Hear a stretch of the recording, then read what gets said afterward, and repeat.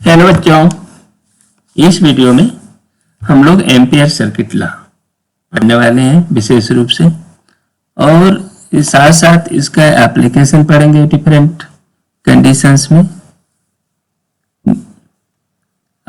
Application of bio-Savart law भी हम लोग पढ़ेंगे।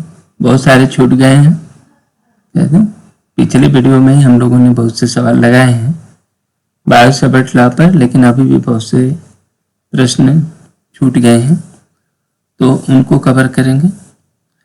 और इस वीडियो में अभी जो करंट कैरिंग कंडक्टर के ऊपर फोर्स कितना होगा, मैग्नेटिक फोर्स बेसिकली, और यह फोर्स जो है वो मैग्नेटिक फील्ड जो करंट के द्वारा पैदा हुआ है उसकी वजह से हम लोग देखेंगे। और कुछ मिसलेनियस टॉपिक्स जो मिक्स तरह के होंगे, सभी चीज़ों को एक साथ मिलाया हुआ है, उन सभी को इस वीडियो में देखेंगे। तो चलो ठीक है, हम लोग सीधे वीडियो पर आते हैं। सबसे पहले एम्पियर्स लॉ देखते हैं। ये एम्पियर्स लॉ क्या है? एम्पियर्स लॉ एक फंडामेंटल रूल है, ये एक फिजिक्स का फंडामेंटल लॉ है इलेक्ट्रिसिटी से संबंधित। जिस तरह से तुम्हारा गाउस लॉ है इलेक्ट्रोस्टैटिक के अंदर, कूलम्ब्स लॉ है ना, उसी तरह से एम्पियर्स लॉ एक काफी इंपॉर्टेंट और फंडामेंटल लॉ है। तो इसके प्रूफ की तो बात है नहीं, तुम्हारे कोर्स में भी नहीं है, ना इसका प्रूफ दिया जाता है, लेकिन है ये इम्पोर्टेंट टॉपिक।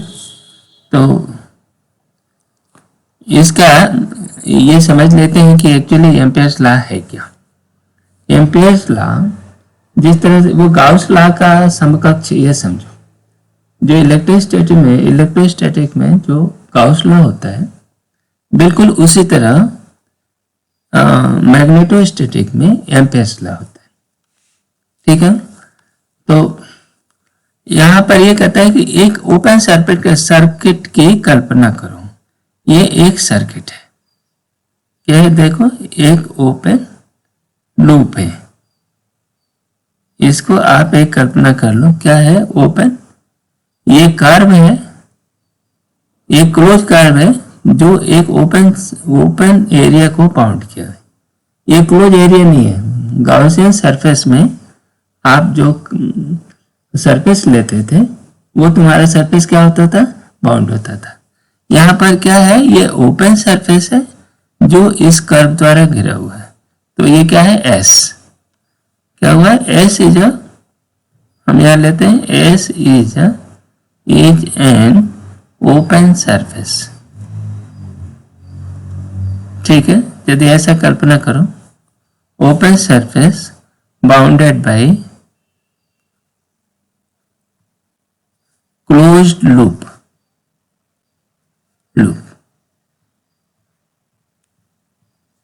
Loop C. ये सी जो है ना, एक कर्व है, ये करंट नहीं है। सी क्या है? कोई सा एक कर्व है जो एक ओपन एरिया को बाउंड किया। ठीक है ना। अब एम्पियर्स लॉ इस लूप से संबंधित है। कह रहा है कि कोई भी क्लोज लूप ले लो, ठीक है ना, और उसके इस कर्व के ऊपर, सी के ऊपर, है ना, ये कहां आप इंटीग्रेट करोगे? B dot DL. B magnetic field कहां है? इस बी के ऊपर है। इस कर्व इस कर्व के ऊपर जो भी मैग्नेटिक फील्ड है उसकी बात कर रहा है। हर पॉइंट पर मैग्नेटिक फील्ड लो, जो मैग्नेटिक फील्ड है, और इस कर्व पर लाइन इंटीग्रल करोगे, मतलब ये टेंजेंशियल एक छोटा सा डीएल एरिया लीजिए, डीएल लेंथ लो ये, ठीक है ना, और यहां पर बी का गुणा कर दो, यहां पर जो बी है, तो बी डॉट एल इस बाउंडेड कर्व सी पे, किस पर? आपने जो कर्व लिया सी, उस पर B dot L line integral B का लोगे, है ना, वो इवेलुएट करो और सबको जोड़ दो। इसमें क्या हुआ? बी डॉट डी एल सारे इस कर्व के ऊपर सब जगह लो और उसको जोड़ दो। तो ये कहना है integral of B dot D L equal to mu 0 I वो क्या आई क्या चीज है? इस कर्व के अंदर जितनी भी करंट है, इसमें तार है ना, उसमें करंट बह रही है। देखो अलग अलग डिस्क्रीट मान लो करंट का बंडल है, तारों का बंडल है। मान लो इसमें ऊपर नीचे सब इसमें करंट बह रही है। कितना भाई? I1, इसमें मान लो I1 है, ये I2 है, और इन सब में इस तरह IN। तो ये कह रहा है कि integral of B dot DL है ना, ये B का लाइन इंटीग्रल कुल क्या होगा? म्यू जीरो तो होगा उसका गुणा, और इस कर्व के अंदर जितने भी करंट है ना, जितने भी करंट लूप है, तो I1 plus I2 plus I3 plus IN सारों को जोड़ लो, जितने भी करंट है मैंने। और यदि ये करंट मान लो कंटिन्यूअस है तो इंटीग्रेट कर लो, जोड़ लोगे है ना, तो म्यू जीरो I1 है। और I क्या है? I आर I1 ये को I1 I2 IN है ना, आर करंट enclosed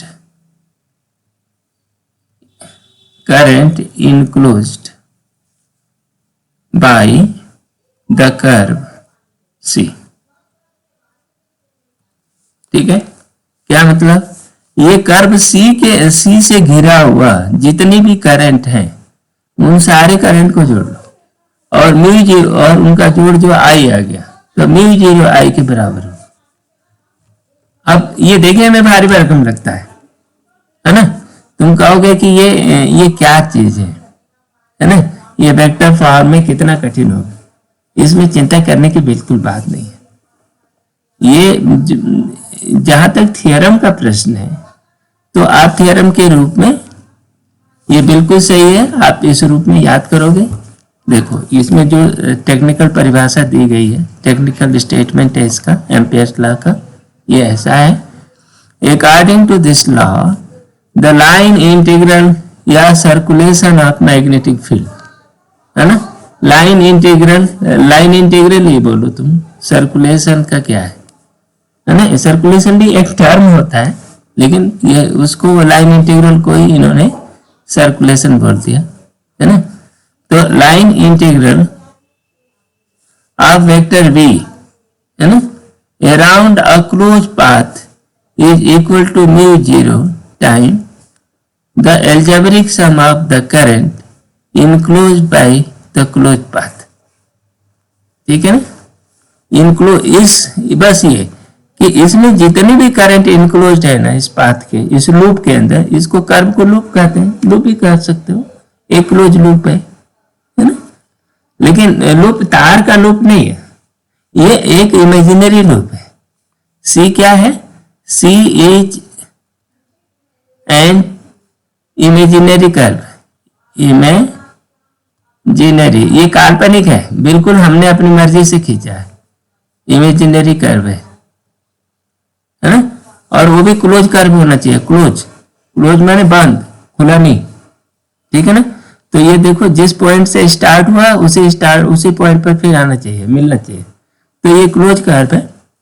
इस कर्व के ऊपर लाइन इंटीग्रल निकालो बी का, लाइन इंटीग्रल बहुत चीजों का निकालते हो, वर्क करते हो है ना, तो एफ डॉट डीएल करते हो, तो वो फोर्स का लाइन इंटीग्रल है ना। उसी तरह मैग्नेटिक फील्ड का लाइन इंटीग्रल हम लोग निकालेंगे। ठीक है, और उसका टोटल करेंगे तो उस कर्व का जो पूरा लाइन इंटीग्रल होगा, टोटल लाइन इंटीग्रल होगा, वो म्यू जीरो आई के बराबर होगा। और आई जो है algebraic sum of current enclose by the curve, ये बाहर वाले कर्व पर नहीं निर्भर करेगा है ना। इसमें क्या है, ये आई जो है, I R the current enclosed by the curve है ना। यदि मान लो ऐसी सिचुएशन हो कि यहां पर ये तार ये है, इसमें I1 करंट बह रही है ये इसमें I2 करंट बह रही है और एक तीसरी यहाँ I3 करंट बह रही है, ठीक है ना। तो जब C की बात हम ये कर्व ले रहे हैं ना, तो I3 के बारे में नहीं सोचेंगे बिल्कुल। वो चार्ज के गॉस लॉ में क्या होता, वो जो सरफेस लेते थे और सरफेस के अंदर जो चार्ज होते थे हमें उसी की चिंता होती थी, उसी को कवर करना होता था, ठीक है ना। उसी तरह इसमें करंट जो ये कर्व के अंदर है, ठीक है, तो उसको हमें लेना पड़ेगा। बाहर वाली लाइनों को बाहर वाली करंट को नहीं ले, कंसिडर नहीं करना है। दूसरी बात कि इस करंट का एल्जेब्रिक सम लेना है। देखो इसमें क्या होगा कि कुछ करंट तो इस प्लेन ऑफ पेपर के ऊपर की ओर बह रही होगी ऐसे, कुछ करंट होंगे जो नीचे की ओर बह रही है ना, नीचे जा रही है। तो एक वाले ऊपर वाले को हम पॉजिटिव कर रहे हैं, है ना, पॉजिटिव ले रहे हो ऊपर वाले को, तो नीचे वाले को आप क्या लोगे, निगेटिव लोगे, ठीक है ना। तो इसलिए उस करंट को चिन्ह के साथ लेना पड़ेगा। किसे? चिन्ह के साथ लेना पड़ेगा। वैसे जिन मामलों में हम एम्पियर्स लॉ का उपयोग करेंगे, ठीक है ना, इसमें बी डॉट डी एल निकालना बहुत ही आसान हो जाएगा, आसान है ना। और जहां ये जटिल होगा वहां आप उसके अप्लाई करते नहीं हो, वहां बायो सेवर्ट लॉ अप्लाई करते हो, ठीक है ना। तो ये रहा क्या, एम्पियर सर्किट लॉ, है ना, एम्पियर्स लॉ इसको जनरली बोलते हैं। तो ये एम्पियर्स का करंट लॉ है ना। तो बी डॉट डी एल का total B dot D L, लेकिन इस कर्व सी पे एक कर्व को क्लोज कर्व आपको लेना पड़ेगा और वो जो भी लोगे इतना बना वो म्यू 0 आई होगा, इसका उपयोग करेंगे हम, ठीक है। ये एम्पियर्स लॉ की कथन इतने ही है। अब आगे देखो, एम्पियर्स लॉ लिमिटेशन है। लिमिटेशन क्या, एम्पियर्स लॉ का वैसे तो इसका सैद्धांतिक महत्व है, बहुत इंपॉर्टेंट लॉ है ना। एम्पियर्स लॉ फिजिक्स का बहुत ही इंपॉर्टेंट और फंडामेंटल लॉ है और इसी के आधार पर आगे चल करके मैक्सवेल ने, है ना, इलेक्ट्रोमैग्नेटिक वेव्स की परिकल्पना की थी, है ना। जो आजकल इलेक्ट्रोमैग्नेटिक वेव एक व्यवहारिक बात आ गई है जो हर जगह उपयोग हो रही है, तो उसमें एम्पियर्स लॉ भी एक इंपॉर्टेंट रोल अदा करता है। तो ये एक्चुअली इलेक्ट्रोमैग्नेटिक के 4 विशेष रूप से फंडामेंटल रूल हैं जिसकी वजह से इलेक्ट्रोमैग्नेटिक वेव्स बहती हैं। उसमें एम्पियर्स लॉ एक बहुत इंपॉर्टेंट पार्ट है। पहली बात तो वो हो गई, इंपॉर्टेंट है, इंपॉर्टेंट भी कोई बात नहीं, लेकिन यहाँ पर हम एम्पियर लॉ का उपयोग करके मैग्नेटिक फील्ड निकालना चाहते हैं, है ना। उस संदर्भ में बात करो तो जब वो मैग्नेटिक फील्ड जिसको निकालना है वो उसी मामले में हम इसको उपयोग करते हैं जहां मैग्नेटिक फील्ड सिमेट्रिकल है, जहां मैग्नेटिक फील्ड सिमेट्रिकल है, एक जैसे एक इनफाइनाइटली तार है, देख तार है, तार में करंट बह रही है, ऊपर बह रही है नीचे बह रही है कोई मतलब नहीं, लेकिन जो भी बह रही है तो इस तार के चारों ओर कहीं भी देखो सब जगह सिमेट्री है ना, सभी ओर सिमेट्रिकल है। कि आर दूरी पर एक सर्किल की कल्पना करो तो वो जो सर्किल बनेगा ना ऐसे, वो एक सिमेट्रिकल सर्किल है, उसमें मैग्नेटिक फील्ड बी का मान एक जैसे लगेगा कि नहीं, है ना। तो इसमें ये सिमेट्री ये बता रही है कि मैग्नेटिक फील्ड सब जगह एक जैसे होगा। तो जहां इस तरह की सिमेट्री है वहां एम्पियर्स लॉ का हम उपयोग करेंगे। दूसरी बात, Amperian loop is chosen such a way that magnetic field has constant value along the loop and is directed tangentially, है ना। ऐसे जगह पर इसका उपयोग होता है जहां लूप के ऊपर ये जो सर्किट है ना, जो लूप हमने चूज किया कर्व से, उस पर मैग्नेटिक फील्ड हर जगह एक जैसे वैल्यू, एक समान वैल्यू आएगा और साथ ही साथ इसकी दिशा जो होती है इसके टैंजेंट की दिशा में, हर जगह टेंजेंशियली है ना, मैग्नेटिक फील्ड का कोई नॉर्मल कंपोनेंट ना हो। ठीक है, ये पता कैसे लगेगा? तो बेसिकली हम लोग सिमेट्री से अनुमान लगाएंगे, और जहां किसी तरह का शक होगा तो बायो-सेवर्ट लॉ का उपयोग करेंगे। तो जहां भी मैग्नेटिक फील्ड का हमें उपयोग करने की जरूरत पड़ेगी वहां पर एम्पियर्स लॉ का उपयोग करेंगे। ठीक है ना, और जहां पर इस तरह का सिमेट्रिकल लूप नहीं मिलेगा एम्पियर्स लॉ हम नहीं लागू करेंगे। एम्पियर्स लॉ लागू हर जगह होता है, हर जगह, लेकिन हम उसके सहायता से मैग्नेटिक फील्ड निकालना चाहते हैं। ठीक है ना, और मैग्नेटिक फील्ड सब जगह लगेगा, निकलेगा नहीं।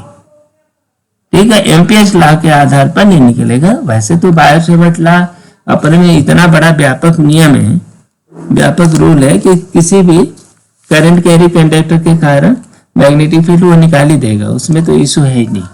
ठीक है ना, लेकिन सुविधाजनक एम्पियर्स लॉ का उपयोग करते हुए हम जहां निकालेंगे, अच्छा इसके अच्छे ही ये है ना कि एम्पियर्स लॉ का उपयोग करोगे तो आपका मैग्नेटिक फील्ड तुरंत निकलता है, बहुत जल्दी निकलता है। तो वो देखो करते हैं, देखो सबसे पहले हम लोग वो निकालते हैं। एक सबसे पहले हम लोग एक स्ट्रेट वायर जिसमें करंट बह रही है ना, वो उसमें मैग्नेटिक फील्ड निकालते हैं। उसका बायो-सेवर्ट लॉ से आपने निकाल चुके हो। देखो भाई यहां पर हम क्या कर रहे हैं, यहां ये आपका एक वो है करंट कैरिंग कंडक्टर है, और इसमें क्या है, इसकी सुविधा है कि मैग्नेटिक फील्ड निकाल रहे हैं। Magnetic field of a straight wire, straight current carrying conductor, है ना। ये आप निकाल चुके हैं बायो-सेवर्ट लॉ से, लेकिन इसमें देखो ये करंट है और ये ऑफ इनफाइनाइट लेंथ है। यानी इसमें सिमेट्री इतनी अच्छी है कि ये करंट है, ऐसे आई करंट इसमें बह रही है। ठीक है, और इसमें पूरी सिमेट्री बड़ी अच्छी है। यानी इसमें किसी भी पॉइंट पर एक ऐसा है, एक सर्कुलर लूप की कल्पना करो जो इससे कितनी दूरी पे है, ये r दूरी पे है ना, और r दूरी पर इसी तरह एक सर्किल की कल्पना करो ऐसे, ये सर्कुलर लूप है। तो ये तार के चारों ओर कहीं भी चले जाओ, है ना, आपका जैसे यहाँ बी मान लो यहाँ मैग्नेटिक फील्ड है, तो इस जगह पर क्या अनुमान नहीं लगाओगे कि यहाँ पे बी होगा, क्योंकि सिमेट्री से आप कह सकते हो कि सब जगह पर बी का मान एक जैसे होगा। ठीक है ना, बी का मान एक जैसे होगा, और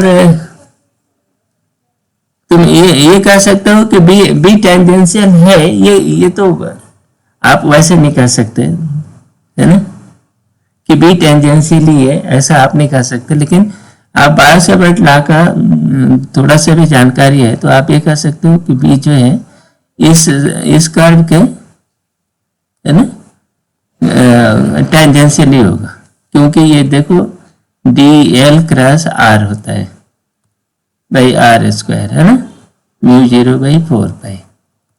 ठीक है ना, तो b जो है, तो पहली बात ये कह रहा था कि number 1 due to symmetry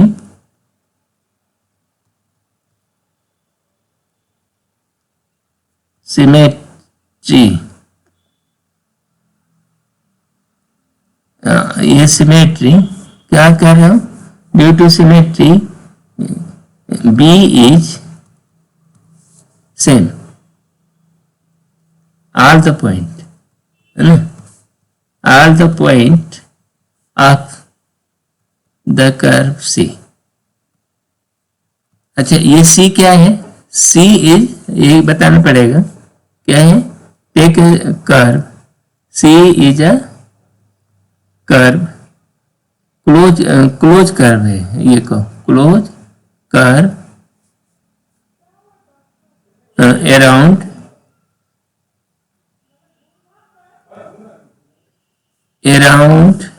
the wire।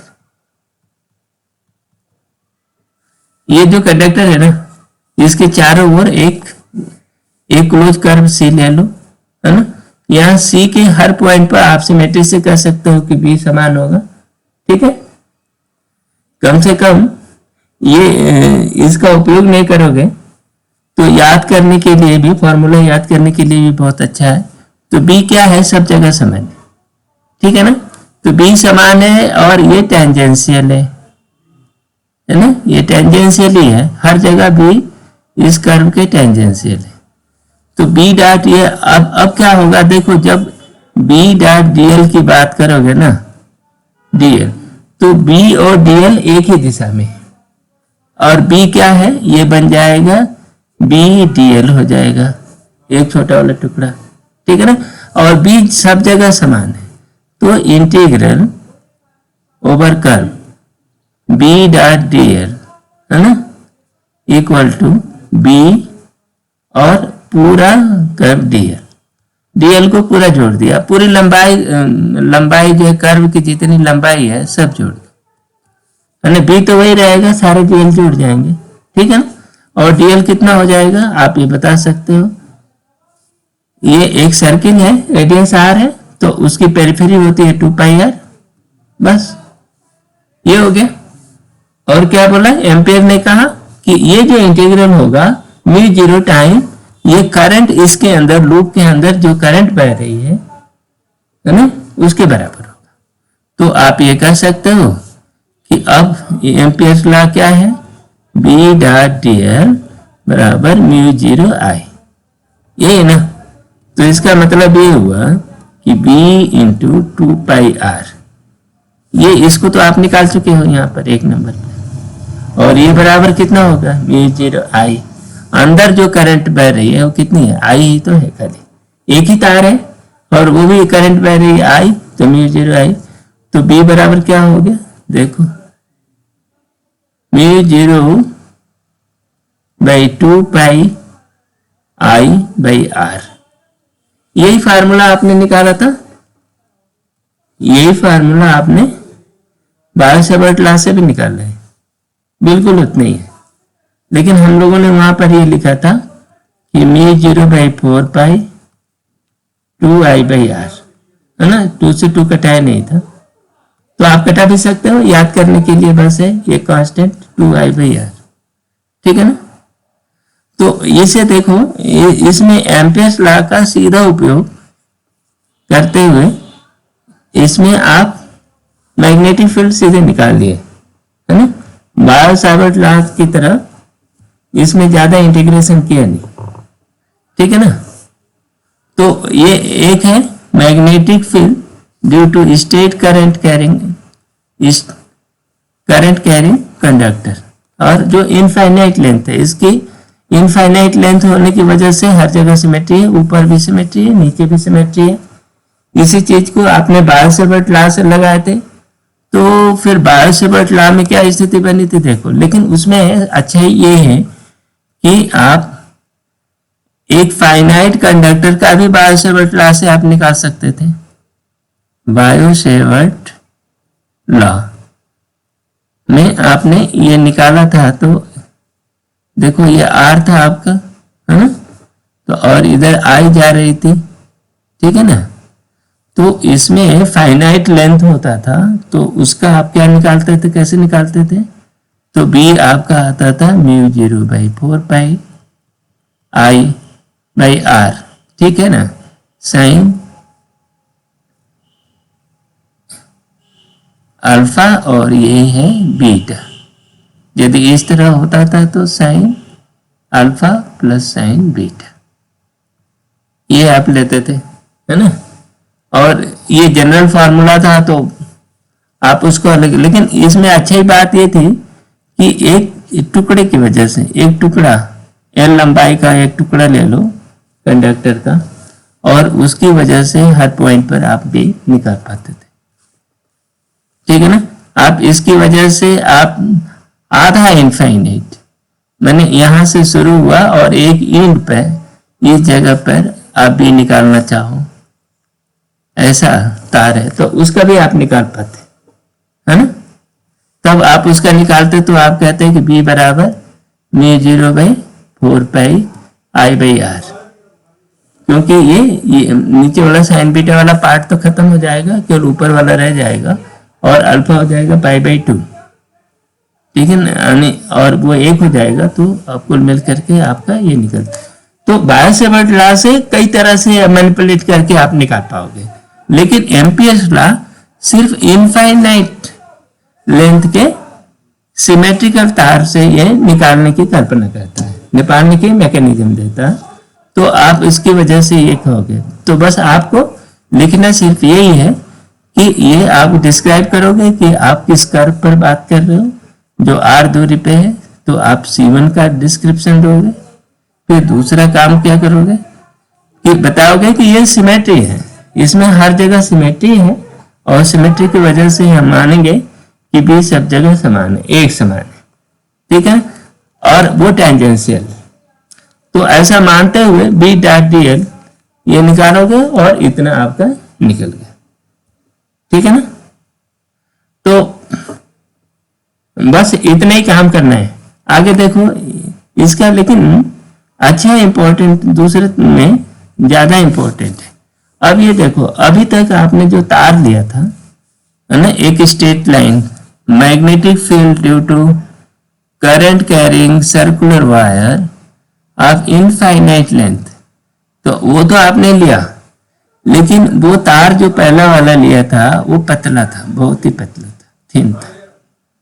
अभी निकाले ना, b बराबर μ0/4 π/2I/r, ये जो आप निकाले थे ये पतले तार के लिए था।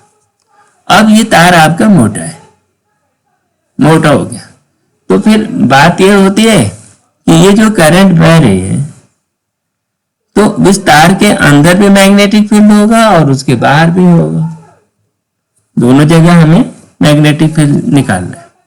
तो ये देखो, magnetic field intensity at A point outside the wire, देखो भाई ये सिलेंड्रिकल तार है, इसका रेडियस दिया, ये इनफाइनाइट लेंथ का है, ये ऊपर भी गया और नीचे भी गया, क्या है, इनफाइनाइट लेंथ।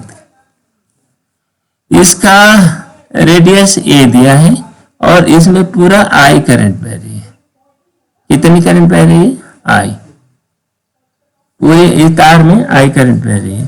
तो अब ये क्वेश्चन है कि इसके तार के बाद, ये तार का ये क्रॉस सेक्शन है, ये दिया हुआ है ना, ये पूरे में ये करंट बह रही है, ठीक है ना। तो देखो इसका है एक सर्कुलर लूप ले लो, सर्कुलर लूप ले लिया, इसके सेंटर से r दूरी पे, ये C है, तो इसके अंदर करंट कितनी बह रही है, टोटल करंट तो हमने बताया है I बह रही है ना। इसमें देखो पूरा का पूरा कंडक्टर में जो करंट बह रही है पूरी की पूरी इस लूप के अंदर रहेगी, है ना। तो हेयर क्या, यहाँ here all the current is inside the C, inside the curve C, ठीक है ना। तो इस लूप के अंदर हो गई, C के अंदर आ गई, तो हमें पूरा ले लेंगे। तो फिर अब वो देखो वैसे ही ये B है और ये R है, तो B डॉट डी एल निकालो, B डॉट डी एल, और ये पूरे कर्व पर निकालना है, तो ये हो गया B इंटू 2πr, ठीक, ये इक्वल टू पूरी करंट लेनी पड़ेगी I μ0I, ठीक। अब ये B बराबर क्या हो गया, μ0I/2πr, ठीक है ना, बिल्कुल सिंगल तार, पतले तार की तरह ही है, ये बन गया। जहां तक बाहर का प्रश्न है इसमें कोई असर नहीं पड़ा, लेकिन अंतर पड़ेगा जब अंदर की बात करोगे। जब इस तार के अंदर ये इसमें ये एक्सिस है, ये सेंटर है, और इसके अंदर r दूरी पर ये बात करो। यहाँ ये देखो, ये a तो इसकी रेडियस, ये इसमें r रेडियस है, हम ये a बोल रहा है, इसमें हम r कर देते हैं, r पूरी रेडियस है। और आप एक स्मॉल r का ये एरिया देखो, स्मॉल r रेडियस का एक लूप बताओ और इसका मान लिया ये कर्व C है ना, ठीक है ना। अब ये क्या है, तार मोटा था, ये सिलेंडर मोटा है, इसमें पूरे में करंट बह रही है, लेकिन सिलेंडर के अंदर घुस करके हमें मैग्नेटिक फील्ड चाहिए, ठीक है ना, और वो भी r दूरी पर। तो ये सिमेट्री है, सिलेंडर है तो सिमेट्री है इसमें, ठीक है ना। और ये भी इनफाइनाइट है, ऊपर भी जा रहा है नीचे भी गया हुआ है, तो यहाँ तो कोई लिमिट है नहीं, I करंट बह रही है, ठीक है। तो इस C पर देखो, अब ये देखो C के अंदर असली बात ये है कहने का कि C के अंदर जो करंट है वो टोटल करंट नहीं है, टोटल करंट C के अंदर नहीं बह रही है, बल्कि करंट का एक पार्ट ही इस C के इनक्लोज्ड है। देखो भाई, तो अब ये देखो, अब हम ये मान लो कि लेट करंट डेंसिटी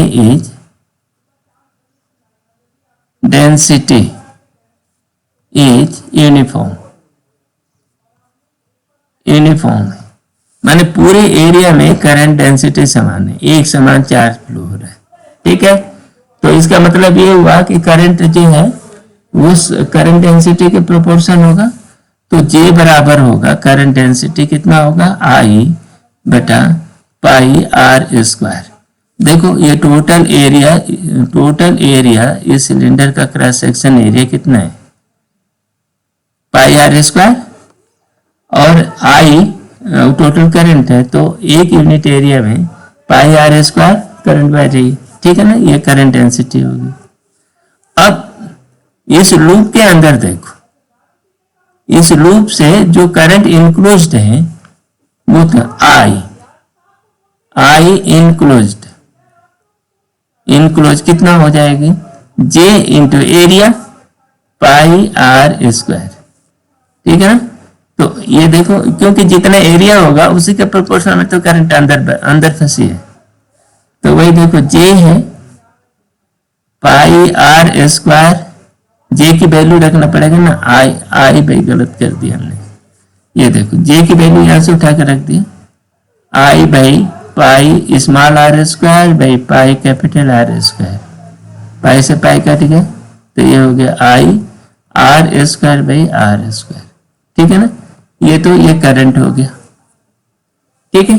अब इसमें गाउस लॉ लगाओ इसके ऊपर, गाउस लॉ ये भी सिमेट्री के आधार पर है ना, यूज नहीं, सॉरी गाउस लॉ नहीं है, एम्पियर्स लॉ की हम बात कर रहे हैं, एम्पियर्स लॉ फॉर C, ठीक है ना।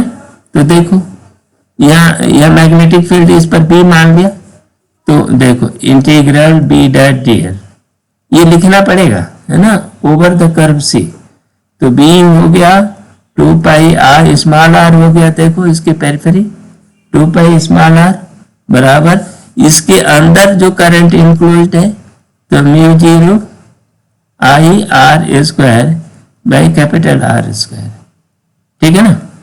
तो अब ये क्या हो गया, देखो B की वैल्यू लेना है बस, है ना, एक R से तो एक R कट गया, ठीक है। तो B बराबर हो गया म्यू 0 बाई 2 पाई I, ठीक है, R small r by R square, बस ये आपका निकल गया। तो हम लोगों ने सिलिंड्रिकल कंडक्टर के मामले में मैग्नेटिक फील्ड का डेरिवेशन निकाला, और क्या क्या निकला देखो, B इक्वल टू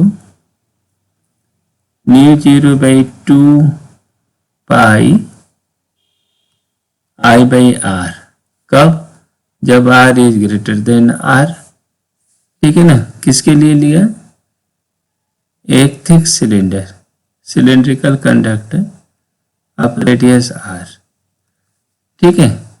तो जब R जो है इधर है, R ये, और यही कितना है म्यू 0/2 है, ये r/r²। ठीक, जब r is less than r equal to r, ये आपका मैग्नेटिक फील्ड है। यदि इसको ग्राफ से आप दिखाओगे तो आप कुछ इस तरह दिखा पाओगे। r यहाँ b दिखाओ, ये क्या है, ये r इक्वल टू r है, कैपिटल R, ठीक है ना। तो इसका ये बनेगा पहले ये ग्राफ ऐसे, फिर ये मैक्सिमम हुआ और उसके बाद फिर ये 1/r के हिसाब से ये डिक्रीज होगा, ठीक है ना, मैग्नेटिक फील्ड का वेरिएशन। तो ये क्या है, किसमें निकाला हमने, सिलेंड्रिकल कंडक्टर, है ना, इनफाइनाइट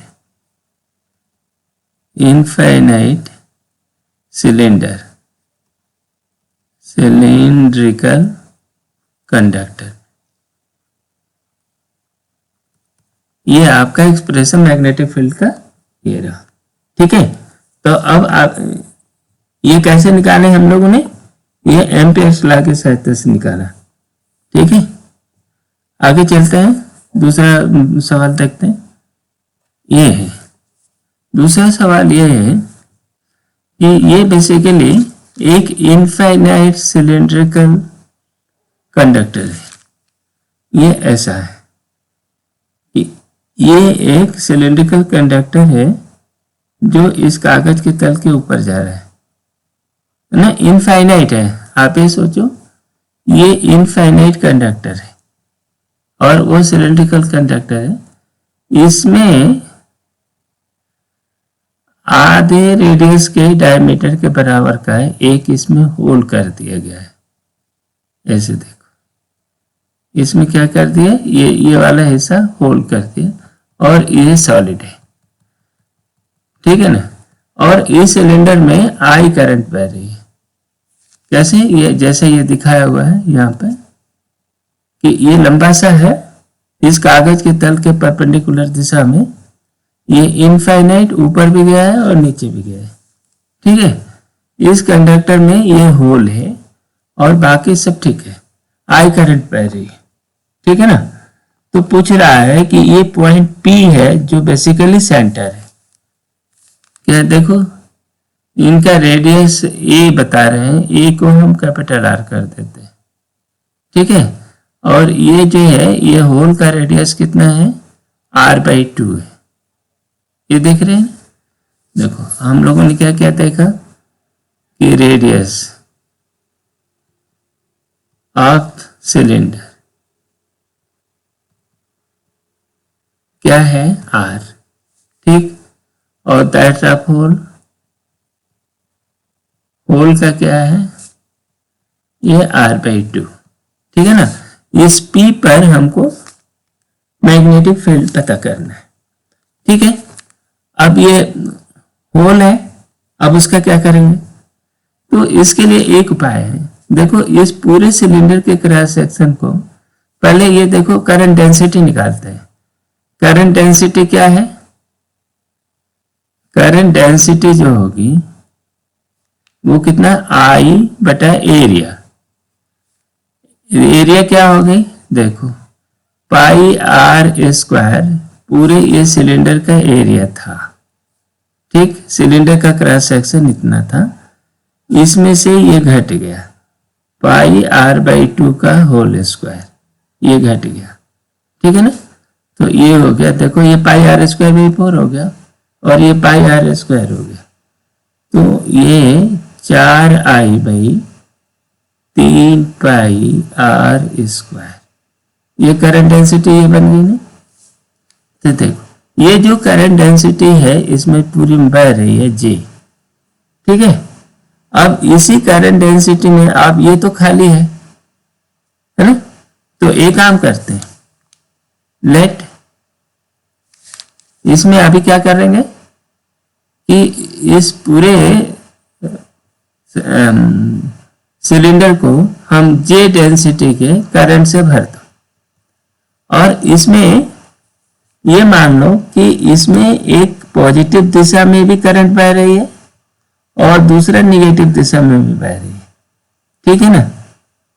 इसमें जो करंट बह रही है होल के अंदर, एक पॉजिटिव करंट जिसकी डेंसिटी J है और दूसरी एक नेगेटिव, मतलब ये जो करंट थी जिस दिशा में J है उसकी दिशा में भी एक बह रही है और एक नेगेटिव दिशा में J बह रही है, ठीक है ना। ये बात आप समझ गए। तो क्या कह रहे हैं, let us assume in the hole, है ना, J current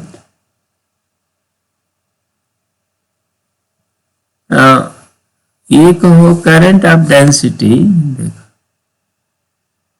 current of density J, है ना, is flowing in both direction,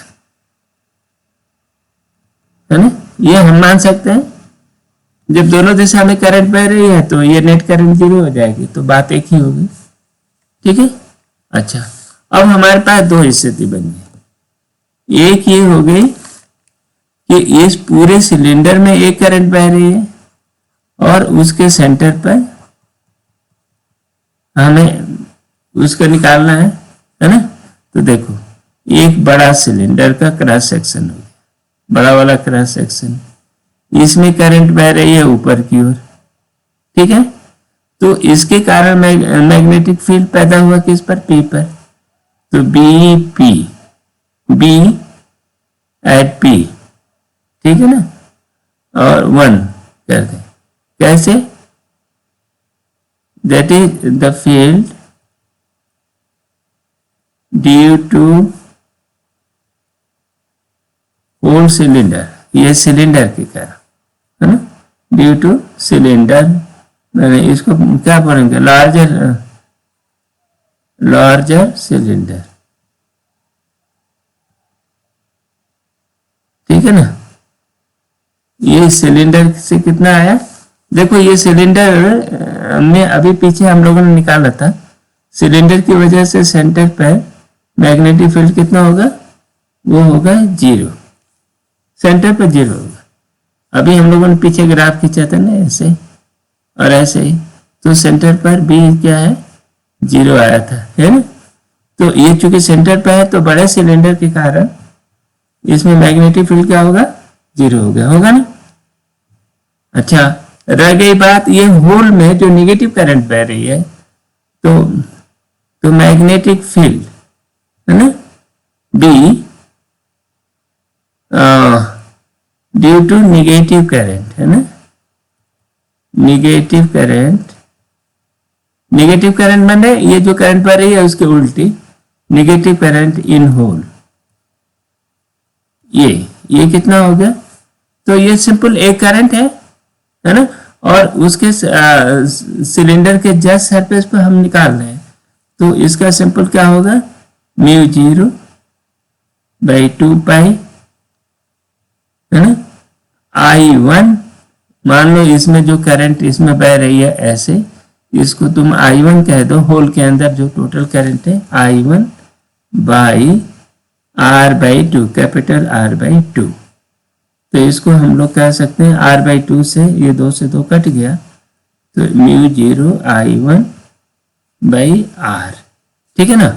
ये तो निकला, लेकिन I1 को हमें J के पदों में और I के पदों में बताना है, ठीक है ना। तो अब ये देखो,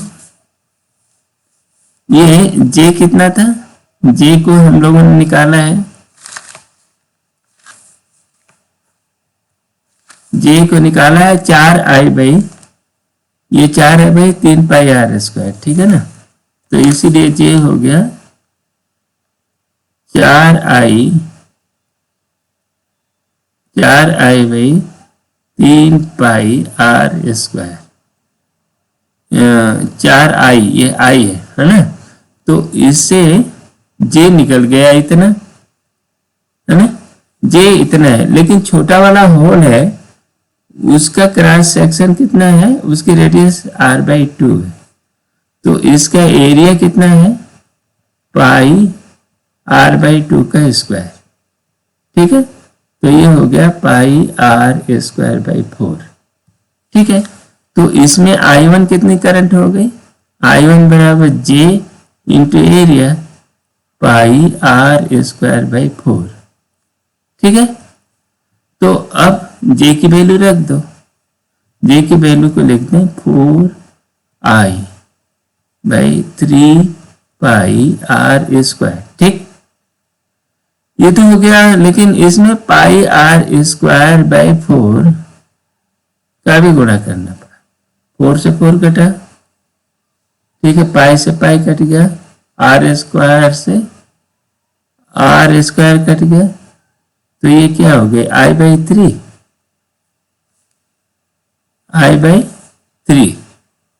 ठीक है ना, इसमें करंट कितनी बह रही है, I/3।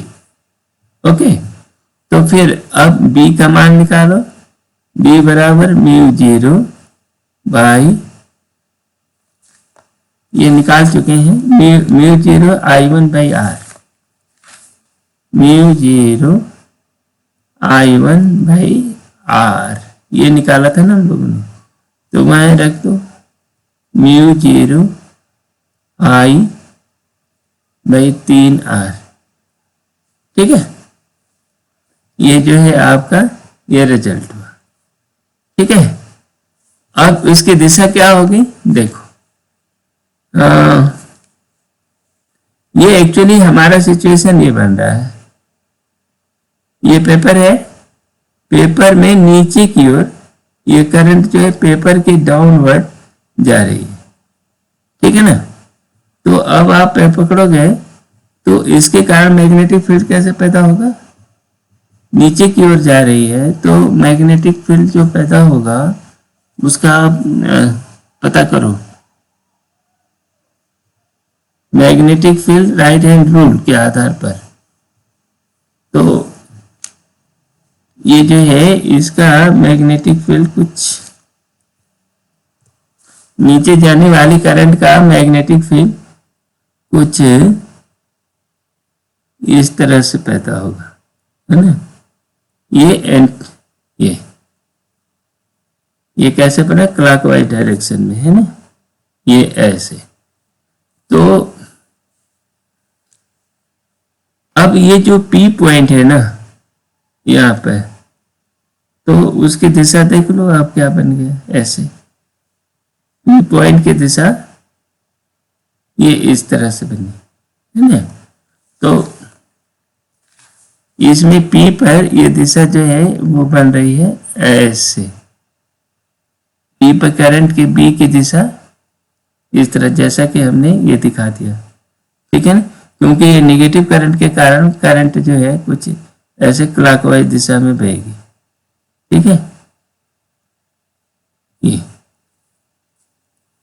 तो लेकिन यहाँ पर जो दिशा आ रही है ना ये ऐसे है, तो जो भी है ये दिशा को यहाँ बारीक से पूछा नहीं है कि किस दिशा में और कैसे बहेगी, पर ये दिशा को हम यहाँ बता सकते हैं, इस दिशा में बढ़ेगी, और इसकी वैल्यू जो आ गई आपका, है ना, ये जे, ठीक है, ये यही आनी चाहिए। ठीक है, ये वैल्यू इतना μ0 I/3R। ठीक है, अब अगला सवाल है, एक सोलेनॉइड है वो इनफाइनाइट लेंथ का है, ऐसा सोलेनॉइड है ना, इसको कहते हैं, ये जो स्पिरल है ना इसको सोलेनॉइड कहते हैं। ठीक है ना, तो इसमें I करंट बह रही है सोलेनॉइड के अंदर। ठीक है, और इसमें I करंट निकल रही है, तो ये क्या है, इनफाइनाइट लेंथ का है। ठीक है, और इसमें हम एम्पियर्स लॉ की सहायता से हमें ये बताना है कि इस सोलेनॉइड में मैग्नेटिक फील्ड कितना है। तो इसको निकालने के लिए हम ये देखो, ये वाला जो चित्र एक दिया हुआ है, ये ओरिजिनल सोलेनॉइड है, कुछ इस तरह से दिखेगा। हालांकि इसकी लंबाई फाइनाइट दिख रही है, लेकिन ये बहुत लंबा है, इनफाइनाइट लेंथ का है, ठीक है ना। और ये जो है इसका क्रॉस सेक्शन है। दूसरा क्या है, इसका क्रॉस सेक्शन। इसके बीच में से ऐसे काट दो तो अब आपको ऐसे दिखेगा कि एक और करंट इस पेपर के नीचे जाती हुई दिखेगी, तो दूसरी ओर से ये करंट पेपर के ऊपर आती हुई दिखेगी। ये पेपर के ऊपर आ रही है, ये करंट यहाँ पेपर के अंदर घुस रही है, ठीक है ना। तो ये इस तरह का चित्र दिखेगा। अब इसका एम्पियर लॉ लगाना है। अब ये तरह देखो, इसके दो चरणों में हम लोग इसको लगाते हैं। देखो पहला केस, पहली बात कि हम ये साबित कर रहे हैं, नंबर 1, कि फील्ड आउटसाइड है ना। कौन सा फील्ड? मैग्नेटिक फील्ड की बात हो रही है। The field outside of solenoid है ना, सोलेनॉइड इज 0। ये हम पहला बात साबित कर रहे हैं। तो देखो, ये सोलेनॉइड का क्रॉस सेक्शन ले लो, ऐसा है ना। यहां पर ये वैसे भर दिए, यहां पर ये जो है अंदर घुसती हुई है करंट, ठीक है ना। ये अब इसमें एक सर्कुलर लूप लो, यानी क्लोज लूप। हमें क्या चाहिए? क्लोज लूप लेना है, ऐसा ये ले लो और इस तरह ले लो। ये क्या है? ए बी सी रेक्टेंगुलर है, ए बी सी डी है ना। ये ऐसा आपने एक कर्व ले लिया, इसको कहा सी, ठीक है ना। ये आपका कर्व है। अब इस कर्व पर एम्पियर लॉ लगाओ, ठीक है ना। तो मान लो यहाँ मैग्नेटिक फील्ड इस जगह पर कहाँ, हाँ, ए बी पर मैग्नेटिक फील्ड बी है, तो ये सी डी पर भी मैग्नेटिक फील्ड बी होगा, सिमेट्री है ना। तो पहली चीज पर क्या बोल सकते हैं? By the symmetry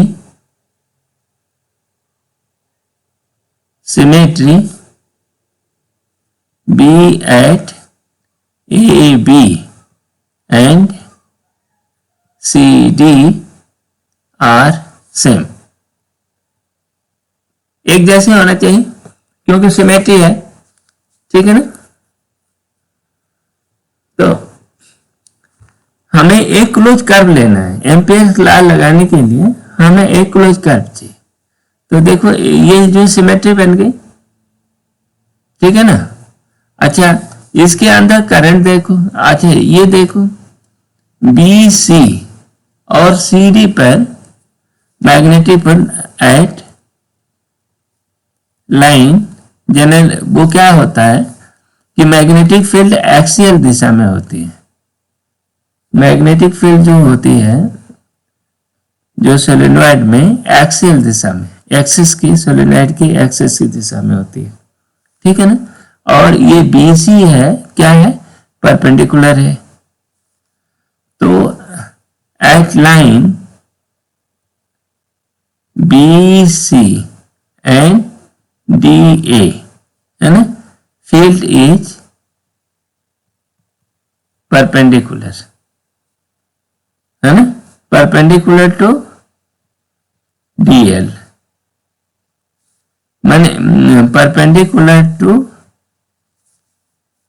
BC and DA। Perpendicular होने से B डॉट DL क्या हो जाएगा? तो implies B dot DL equal to 0 हो जाएगा, है ना, क्योंकि परपेंडिकुलर है 90 डिग्री यहाँ पे।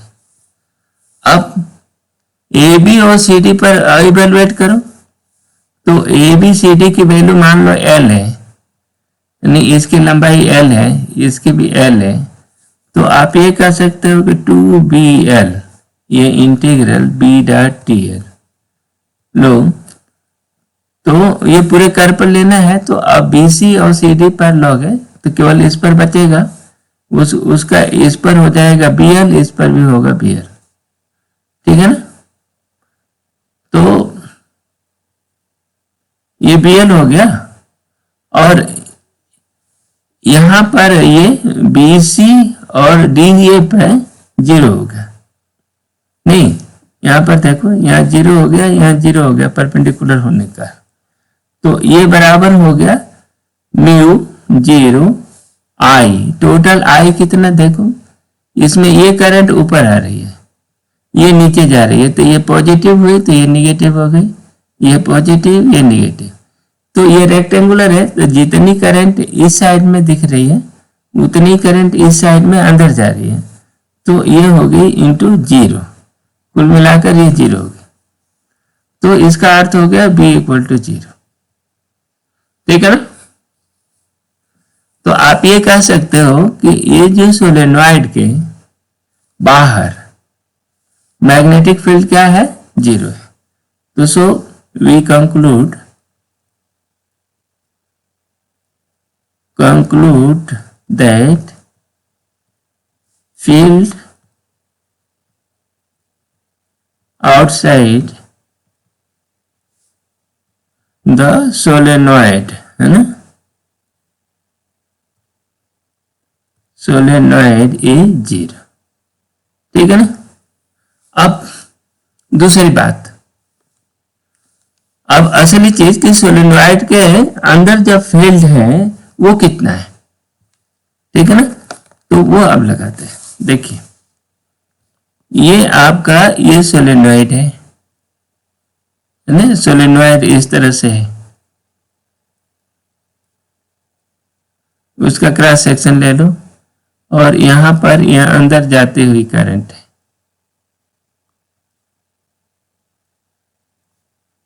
ये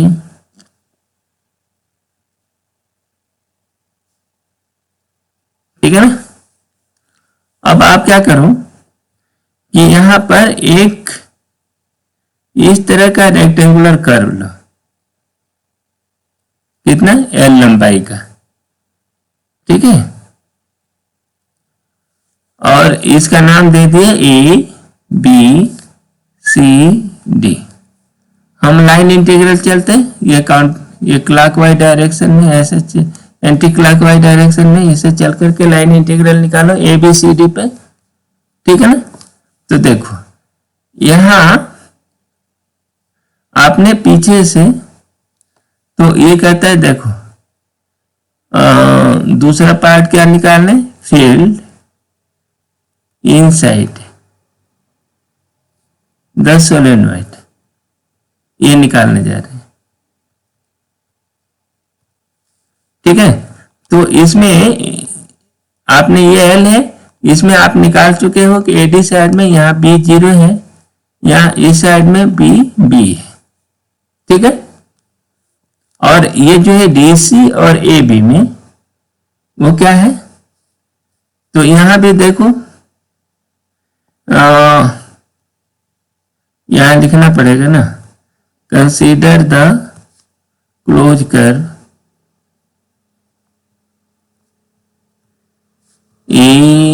ABCD, ये रेक्टेंगुलर है, रेक्टेंगल, ठीक है ना। और इस पर एम्पियर लॉ लगाना है, तो देखो इंटीग्रल B.dl लो गई। तो इसके लिए 4 देखो, इंटीग्रल A से B तक जाओ, B.dl लोगे, plus integral B to C लोगे, B.dl लेंगे, प्लस इंटीग्रल C से D लेंगे, B.dl, ठीक है ना, प्लस इंटीग्रल D से A लेंगे, B.dl, ठीक है। ये बराबर, इसमें ये ले ले, एक चीज और मानना है, स्मॉल n इज करंट, माने ये current turn per unit length, ठीक है ना। तो एन इसका ये है। तो अब ये देखो एल में एक यूनिट में एन टर्न है, एन तार गुजर रहे हैं, ठीक है ना। तो एल में कितना, एन, तो इसलिए एन एल आई इतने करंट हो गए और म्यू जीरो हो गई, ठीक है ना। एन क्या है, N number of turn per unit length, एक मीटर की लंबाई में नंबर ऑफ टर्न एन है। तो एल में कितना जाएगा, एन एल, और एक में आई करंट बह रही है ना। तो N L I total current जो इस कर्व से इनक्लोज्ड हुई इतना। अब यहां देखो ए से बी परपेंडिकुलर हो जाने के कारण जीरो हो गया। बी से सी देखो बी एल हो गया, बी गुणित एल, बी भी टेंजेंशियल ऐसे है और ये एल भी ऐसे है, तो दोनों मिलकर के बी एल हो गए, ठीक है। और ये सी से डी फिर जीरो हो गया परपेंडिकुलर के कारण, और बी को हमने डी से ए, यह भी जीरो है ही, तो इसको भी जीरो हो गया। तो N L I mu zero, ठीक है। देखो तो इसका अर्थ ये हुआ कि B L equal to mu zero N I L, ठीक। एल से एल कट गया, इसका मतलब B बराबर हो गया म्यू जीरो एन आई, ठीक है ना। ये तो सोलेनॉइड के अंदर जो मैग्नेटिक फील्ड होता है, तो सोलेनॉइड पीछे वाले में आपने देखा कि जो मैग्नेटिक फील्ड होगा सोलेनॉइड के अंदर होता है, वो कितना होगा, म्यू जीरो एन आई।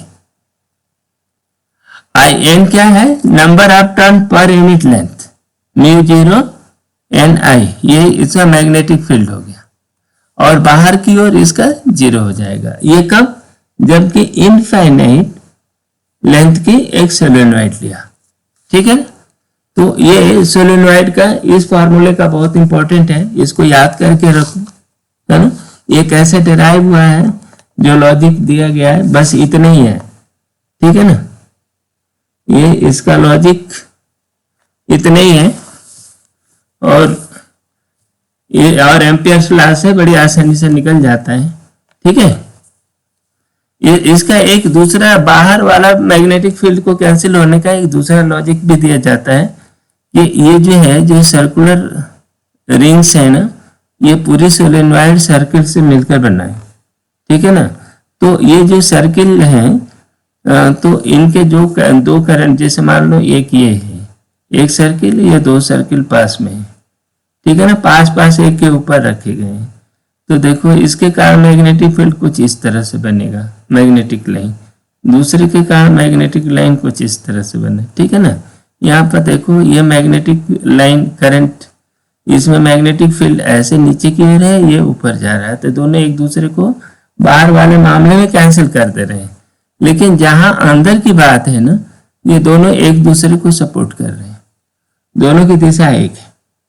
तो इसलिए, और होता भी ऐसे ही है कि ये जो सोलेनॉइड है, सोलेनॉइड के बाहर मैग्नेटिक फील्ड जीरो हो जाता है, और सोलेनॉइड के अंदर मैग्नेटिक फील्ड उसके एक्सिस के पैरेलल म्यू जीरो एन आई रहता है, ठीक है ना।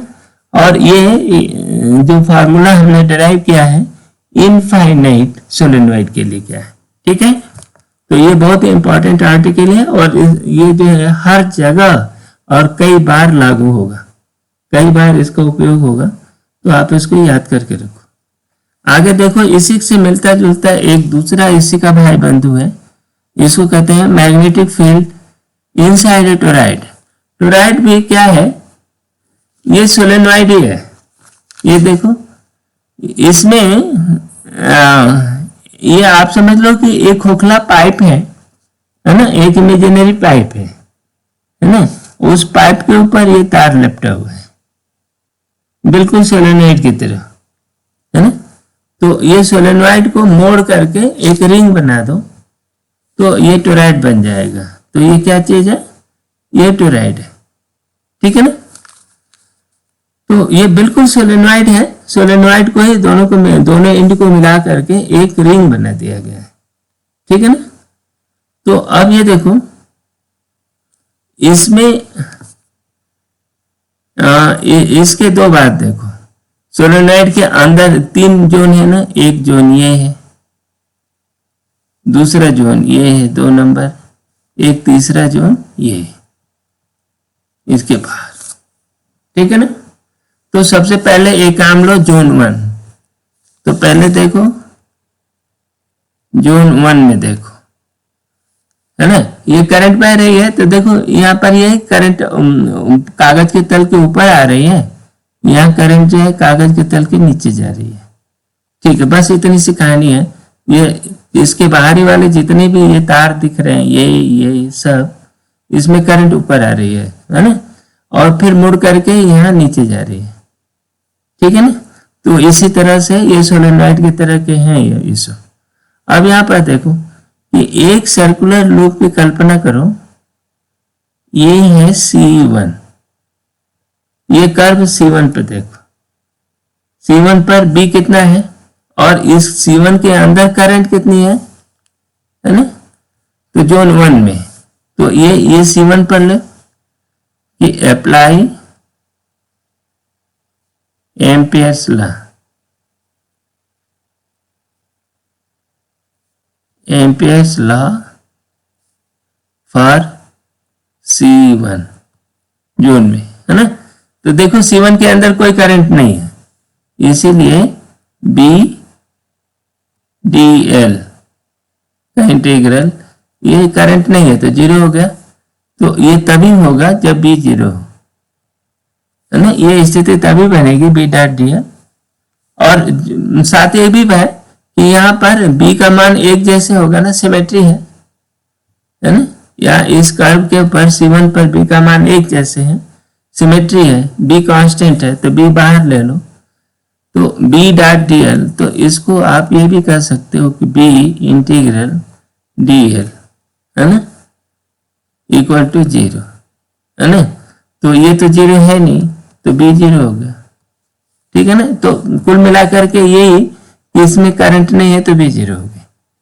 अच्छा, यही बात एक जोन C3 के लिए लो, जोन 3 के लिए लो, एक ऐसे कल्पना करें, ऐसे ये कर्व C3 है, तो ये जोन 3 में देखो, 3 में हम क्या देख रहे हैं, ये C3 है, इसमें देखो ये करंट बाहर जा रहे, कर्व के अंदर की करंट टोटल सारी करंट को देखनी पड़ेगी।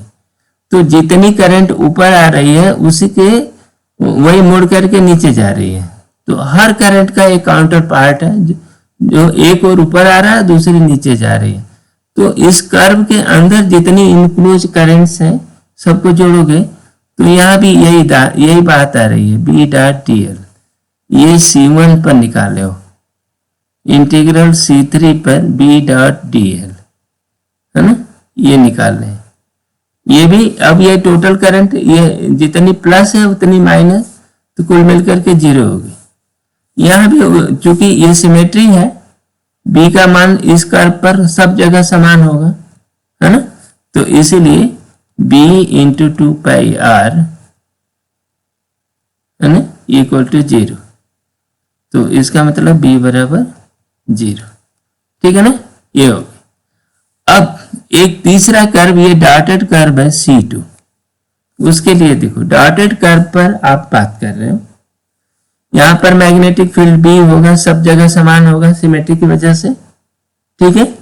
और इस कर्व पर एम्पियर लॉ लगा रहे हैं, इससे इनक्लोज करंट कितनी है, तो ये है ना, ये टोटल करंट, मान लो total number of turn n है ना, total number of turn n है। तो अब ये क्या होगा, देखो B into 2 pi r, B into 2 pi r। देखो ये जोन किसके लिए ले रहे हैं? जोन 2 के लिए ले रहे हैं। b into 2πr equal to, ये कितना हो गया? Total number of turn n, i और μ0, ठीक है ना। तो अब ये क्या हुआ? b equal to n i μ0 by 2πr, और ये क्या है? 2πr क्या है? ये टोटल लंबाई है। ये क्या है? टोटल सेंटर में लंबाई है, ठीक है ना। तो n बाई l और i μ0, n बाई l को भी पर यूनिट लेंथ कहते हैं, इसको n0 कहते हो। n0 i, n0 क्यों कहें? n ही कहें, n मैंने number per unit length, number of turn per unit length μ0, ठीक है ना। तो ये भी सोलेनॉइड की तरह μ0 ni, इसमें भी आई, ठीक है। अच्छा, ये टोराइड की जो बात है, जो टोराइड की जो मेन इसमें कहानी है कि टोराइड एक बहुत बड़ा है और उसका जो इंटरनल स्पेस होता है ना, वो उसकी लंबाई के सापेक्ष बहुत ही छोटा होता है, ठीक है ना। तो आप ये कहते हो कि इसकी मैग्नेटिक फील्ड जो होगी टोराइड में, इस फॉर्मूले के हिसाब से ही वेरी करेगी, जैसे ये जो, ठीक है। तो ये टोराइड भी मोर और लेस ये सोलेनॉइड की तरह ही इसका फॉर्मूला बनता है कि उसका मैग्नेटिक फील्ड μ0 ni होगा। हालांकि इसमें बहुत बारीक कोई कहेगा तो इसके ऊपरी साइड में ये कह सकते हो कि मैग्नेटिक फील्ड जो है, मैग्नेटिक फील्ड, क्योंकि वो परिधि बड़ी हो गई है ना, यहाँ देखो लेंथ बड़ा हो गया है और इनर साइड में लेंथ कम हो गया है, तो आप ये कह रहे हो कि बी इनर साइड में बी आई बड़ा है और बी आउटर साइड में, यहाँ पर थोड़ा सा कह सकते हैं। लेकिन ये होता क्या है कि इसका जो टोराइड की लंबाई होती है उसके सापेक्ष इसका उसका जो डायमीटर होता है टोराइड का, इंटरनल डायमीटर, वो बहुत ही कम रहता है। तो मोर और लेस इसमें भी ये सर्कुलर मैग्नेटिक फील्ड होता है और इसको यूनिफॉर्म में जैसे हम मानते हैं, ठीक है। लेकिन इसको यदि कोई ज्यादा बारीक से इसको दे तो इसके लिए सावधान रहना चाहिए कि बी का जो है 2πr पर डिपेंडेंसी है ना, बी की इस 2πr पर डिपेंडेंसी है ना, और 2πr क्या है? वो यह कर्व की लंबाई है। तो यहाँ पर इनर साइड में कर्व छोटा होगा और ऊपर साइड में, बाहरी साइड में कर्व की लंबाई थोड़ी बड़ी है, तो फिर फील्ड का इसी हिसाब से वेरिएशन इस टोराइड में होगा और फॉर्मूला इसी रूप में हमें एक्सेप्ट करना चाहिए, ठीक है। अब आगे तो अगला देखते हैं। हाँ, इस सवाल को देखिए, ये बेसिकली इनफाइनाइट मेटल शीट है, माने एक मेटल शीट को हमने ऐसे खड़ा किया है, जो ये पेपर दिख रहे हैं ना, ये अपना ये स्लाइड का पेपर, उसके परपेंडिकुलर ये करंट जा रही है ना। तो इसमें ये कह रहा है कि देखो, cross section of the large metal sheet carrying an electrical current along the surface, ठीक है। सरफेस के अलावा मैंने कुल मिलाकर करंट ऊपर की ओर जा रही है। यहाँ देख रहे हो कि मेटल शीट में पूरे वो इनफाइनाइट लेंथ का है, इधर भी इन्फिनिट तक गया है, इधर भी इन्फिनिट तक गया है, और उसके ऊपर की ओर करंट बह रही है, और वो करंट के बारे में था, current in A strip with width dl is kdl। तो अब ये कहने का मतलब क्या है कि जो I है ना, dl लंबाई में करंट कितना है, I बराबर di बराबर कितना है, k टाइम dl दिया है। इसका मतलब ये हुआ कि करंट पर यूनिट लेंथ है ना, तो ये क्या है, करंट पर यूनिट लेंथ, ठीक है ना, यूनिट लेंथ जी थी, ये कितनी हो गई, ये के, जो हम लोग जनरली सोलेनॉइड में हम लोग एन माने हैं ना, ये करंट ही है ना। और एक तार हो, मान लो ये इस तरह के सटा कर तार जमा कर रखे गए हैं, तो और एक तार में आई करंट बह रही होती है, तो हम उसको एन आई कहते रहे, सोलेनॉइड में इसी को एन आई कहते हैं, पर यूनिट लेंथ में एन आई करंट बह रही है, लेकिन ये करंट इन्होंने के दे दिया। चलो भाई, अब इतना इन्होंने दिया, अब इसमें एम्पियर है, मामला बहुत ही सिमेट्रिकल है ना, ये जो सिस्टम है बहुत ही सिमेट्रिकल है। और एक रेक्टेंगुलर कर्व की कल्पना करो, एक रेक्टेंगल कर्व हमने ऐसे बना लिया, बिल्कुल सिमेट्रिकल, ठीक है ना। और ये रेक्टेंगल के बीच में ये लाइन रहेगी, इस साइड में ऊपर गए इधर गए, दोनों ओर मैग्नेटिक फील्ड देखो, मैग्नेटिक फील्ड लाइन कुछ ऐसे होंगी है ना, तो यहाँ भी मैग्नेटिक फील्ड जो होंगी, ये बी है, सिमेट्री बता रही है, यहाँ भी बी है, और इस कर्व पर बी डॉट टी एल, अब ये वो करो, तो देखो एम्पियर्स लॉ लगाओ, ये इसको हमने सी कह दिया, और ये सी पर कहते हैं बी डॉट टी एल।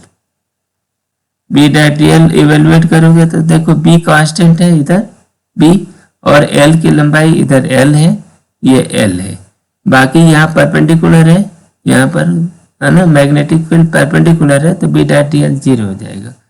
तो इस वाले देखो ए बी सी डी है ना, हमें ए बी और सी डी पर ही केवल फ्लक्स मिलेगा, बी डॉट टी एल मिलेगा, बाकी दूसरे वाले इस पर और इस वाले पर 0 हो जाएगा। तो देखो 2BL बनेगा कि नहीं, और ये हो गया, इसमें L लंबाई में एक यूनिट में के जा रहा है करंट, तो म्यू 0 के इंटू एल, एल लंबाई में कितना जाएगा, इसमें करंट हो गई, ये इनक्लोज करंट इस कर्व से कितनी हो गई, म्यू 0 के एल, ठीक है। तो यहां से ये मिला, देखो B बराबर हो गया म्यू 0 के बाई 2, ठीक है ना। और के को यदि हम NI कह दें, यही मामला ये कह सकता है कि इसमें ये करंट है, करंट डेंसिटी जो है पर यूनिट लेंथ कितना N है, तो जब ये करोगे तो म्यू 0 बाई 2 NI, जो हम लोगों के परिचित टर्म है उसके हिसाब से आप लोगे तो ये करंट इतनी बनी, यानी ये मैग्नेटिक फील्ड जो बना इसमें इतना बना।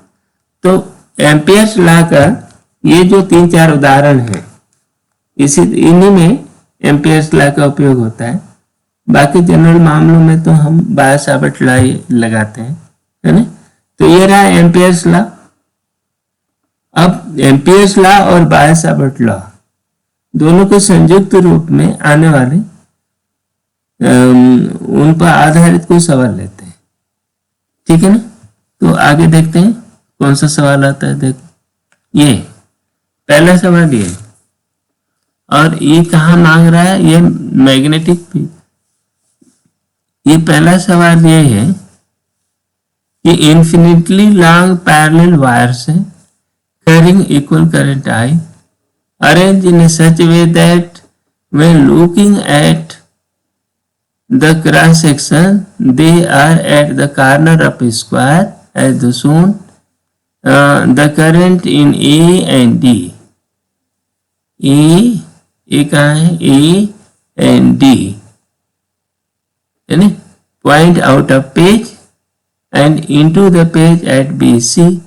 तो देखो ये नीचे जा रही है इस पर करंट, यानी कागज के तल के नीचे की ओर जा रही है, यहाँ ऊपर आ रही है, ठीक है ना, ये दो बात बोल रहा है।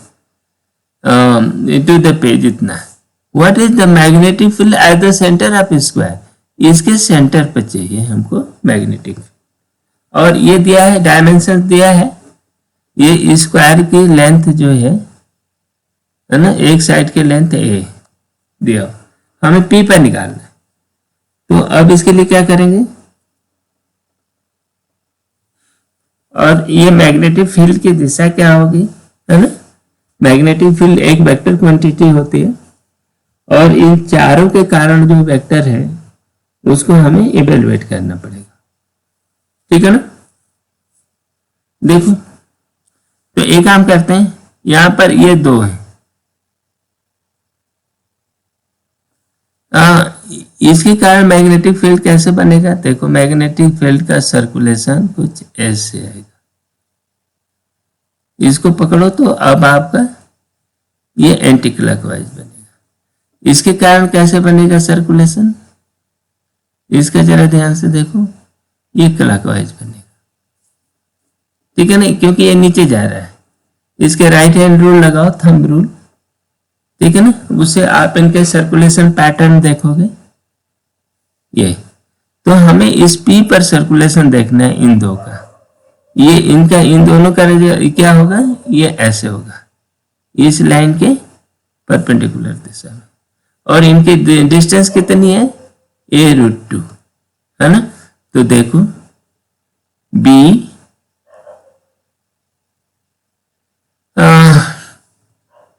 ये दोनों जुड़ जाएंगे, यहां पर भी इसका भी सर्कुलेशन देखो ऐसा, इसका सर्कुलेशन ये इस तरह होगा, है ना, और इसका सर्कुलेशन ऐसे। मैग्नेटिक फील्ड है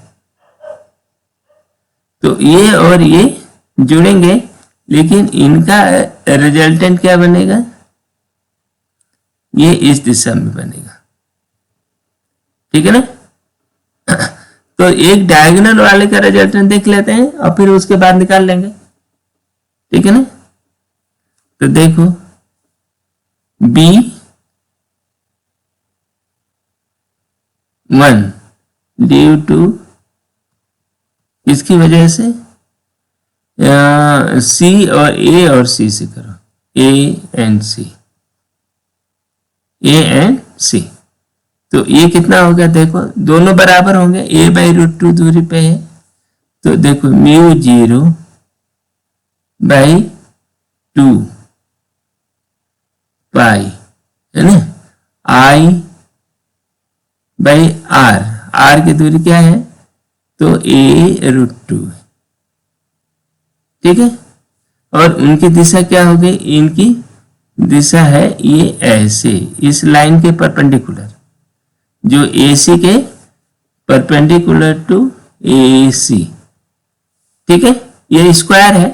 तो अच्छा B2 कितना हो गई, अच्छा ये किसकी वजह से, केवल एक की वजह से, ठीक है ना। तो इसको हम दूना कर देते हैं इसको, ये दोनों के कारण मिल करके, दो तारों की वजह से ये दूना हो गया, ठीक है। तो इसका फाइनल हो गया μ0/पाई, है ना, I, ये √2 इनके साथ ले लो, I/a, ठीक है, ये एक होगी।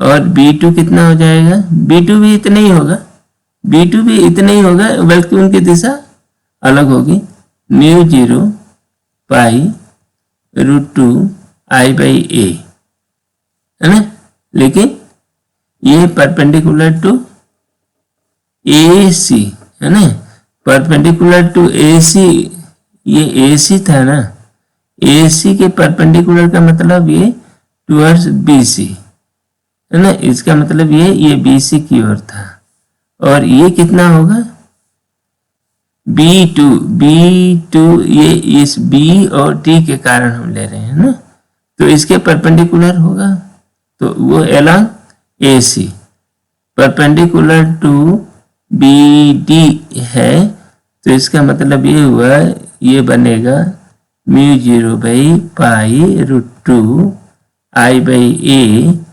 एलॉन्ग इसकी वजह से ना, बी डी की वजह से ले रहे हैं, एलॉन्ग ए सी। ठीक है, कोई बात नहीं, दो वेक्टर है। देखो एक वेक्टर ये ऐसा है, एक वेक्टर ऐसा है, दोनों परपेंडिकुलर है, तो इनका रिजल्टेंट कितना होगा, ये हॉरिजॉन्टल हो गया, है ना, इन दोनों का रिजल्ट है। तो दो समान वेक्टर जो हैं, ये देखो, एक वेक्टर ये, एक वेक्टर ये, है ना, मान लो ये वेक्टर f है, ये f है ना, इनको आप जोड़ोगे तो ये क्या बनता है, f√2 बनता है, और डायगोनल की दिशा में, तो इनके बीच में ये जाएगा ऐसे, तो ये जो है b1 और b2 बराबर हो गया, देखो, है ना, तो b रिजल्टेंट कितना हो गया, b हो गया इनका बस √2 टाइम म्यू 0 I/a पाई, और a√2 नीचे था, है ना, और √2 और आ गया, जैसे f√2 हो गया ना, उसी तरह से ये इतना √2 हो गया, ये कट गया, तो ये हो गया म्यू 0 I/πa। ठीक है ना, म्यू 0, तो ये आपका एक्सप्रेशन इतना आ गया, b बराबर म्यू 0 I/πa। ठीक है, और उनकी दिशा क्या होगी, ये दिशा होगी P से, है ना, हॉरिजॉन्टल, और P ये Q कर दो, है ना, एलॉन्ग PQ। ठीक है, PQ, ये मैग्नेटिक फील्ड बन रहा है। तो ये इसमें बायो सेवर्ट लॉ का सीधे उपयोग कर लिया, है ना, ये करंट के जो फॉर्मूले थे वो उसका उपयोग कर लिया। उसमें हमारा फॉर्मूला क्या था, देखो, b बराबर म्यू 0/4 पाई ये I/r, ये रहता था ना, इसी का उपयोग हुआ है। देखो ये b1 के लिए भी ऐसे लगाओ, b2 के लिए भी लगाओ, तो इसमें दो को हम एक साथ मिला दिए, c और a, क्योंकि दोनों की दिशा इतनी थी और उनका तुलना कर लिया। तो इन चारों के कारण फील्ड निकालो, फील्ड की दिशा आप देख लिए, समझ लिए, अब इनको जोड़ लो, ऐसा बनेगा। ठीक है, अब एक अगला टॉपिक और समझ लेते हैं, वो ये है कि एक कंडक्टर है जिसमें I करंट बह रही है, और ये कंडक्टर इनफाइनाइट लेंथ का है, I1 है। दूसरा कंडक्टर है ये, जो इसकी लंबाई L है। ठीक है, और इसमें I2 करंट बह रही है। ठीक है, अब क्वेश्चन ये है कि ये जो सेकंड कंडक्टर है उसके ऊपर पहले वाले कंडक्टर से 1 और ये 2, दो नंबर वाले जो कंडक्टर के ऊपर पहले वाले कंडक्टर की वजह से कितना फोर्स लग रहा है। ठीक है ना, ये फोर्स लग क्यों रहा है, ये मैग्नेटिक फील्ड के कारण। ठीक है ना, तो अब ये देखते हैं। अच्छा, इसकी दूरी ले लेते हैं, ये दूरी मान लो ये कैपिटल R की डिस्टेंस पे। ठीक है ना, तो कैपिटल इस R दूरी पे I1 के कारण मैग्नेटिक फील्ड कितना होगा, हम लोगों ने पहले ही निकाल लिए हैं, B कितना होगा, म्यू 0/4 पाई 2I/r। ठीक है, इसकी दिशा क्या होगी, इसकी दिशा आप बताओगे तो ये इसको कहो, ये y एक्सिस ले लेते हैं और इसको हम ले लेते हैं x एक्सिस, है ना। तो ये जो कंडक्टर है I1, ये y एक्सिस कर दो। तो यदि ऐसा करेंगे तो ये आप राइट हैंड रूल लगाओगे तो मैग्नेटिक फील्ड की दिशा क्या होगी, के की दिशा में होगी, लेकिन वो माइनस के की दिशा में होगी, है कि नहीं। अच्छा, एल की दिशा क्या है, ये अब ये जो कंडक्टर है इसमें एल की दिशा क्या होगी, एल जिस दिशा में करंट बह रही है वो वाली दिशा को हम एल की दिशा मानेंगे। तो एल की दिशा हो गई एल हो गई वो यानी वाई एक्सिस की दिशा एल जे, बस। अब बी हो गया, एल हो गया, तो अब आपका जो फोर्स लगता था वो कितना होगा, आई। तो आई मैंने इस कंडक्टर में, सेकंड कंडक्टर में जो करंट बही I2, L L cross B. Formula तो अपना यही है, इसको आप रख दो। I2 ले लेते हैं, एल को एल रख लेते हैं, लेकिन इसके यूनिट वेक्टर जे कर लेते हैं, जे क्रॉस ये, इसको हम कहेंगे माइनस μ0/2 r I1, ठीक है ना, I1, और ये के दिशा में, तो यही रख लेते हैं यहाँ μ0/2 और यहाँ माइनस पहले कर लेते हैं इसका, है ना, I1 ये बटा R और ये हो जाएगा के।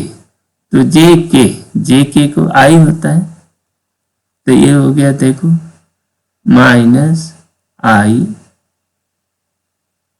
L μ0 I1 और ये I2 था बटा 2πr और I दिशा में, I दिशा में ये x की दिशा जो यूनिट वेक्टर है I, ठीक है, हो गया। ये फोर्स की दिशा क्या होगी, I1 I2 μ0 इंटू L/2πr और ये x दिशा में I, वो भी माइनस I की दिशा में। देखो माइनस I की दिशा का मतलब ये फोर्स की दिशा ये होगी ऐसे, माने द फोर्स इज अट्रैक्टिव। तो इसका क्या होगा, ये करंट क्या हो गई, सेम डायरेक्शन में थी, दोनों में करंट क्या थी, सेम डायरेक्शन। तो in case of same direction current, है ना, सेम डायरेक्शन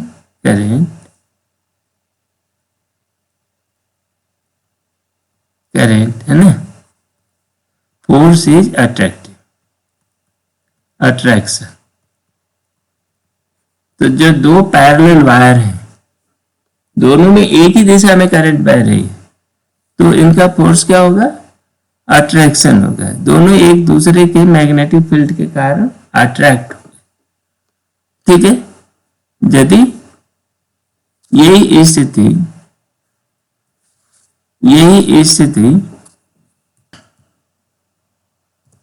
यदि यही स्थिति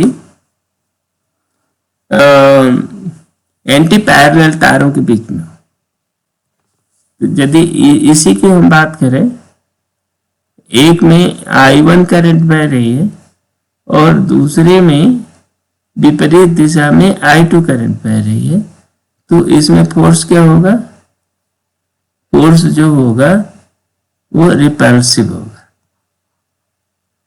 रिपल्सिव, ठीक है ना, ये रिपल्सन होगा। कब, जब एंटी पैरेलल, ये याद करके रखना पड़ेगा, क्योंकि हर बार इसको डिराइव करना और कई बार खतरे से खाली नहीं है, ठीक है ना। तो इसलिए ये चीज, दो चीज जो अभी हम लोगों ने पढ़ा, पहले एक in case of parallel current, ठीक है ना। तो फोर्स क्या होगा, फोर्स इज अट्रैक्टिव रहेगा, ठीक है, आकर्षण रहेगा। और वही in case of anti parallel opposite current, है ना, opposite current the force is repulsive,